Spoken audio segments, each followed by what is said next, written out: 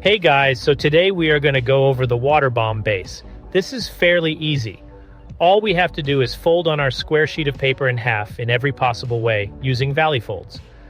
What I mean is, fold it in half horizontally, vertically, and in both diagonal directions.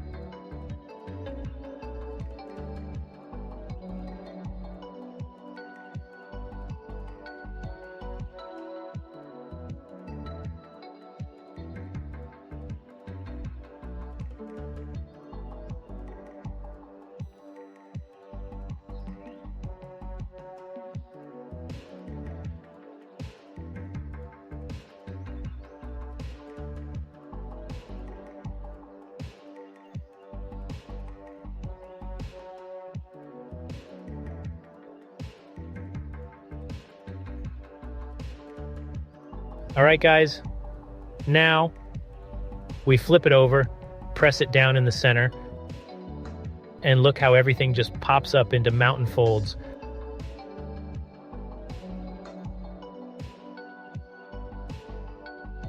We grab the two sides and bring the creases together. Then we just put everything down and flatten our paper. That's the water bomb base, guys. Thank you for watching.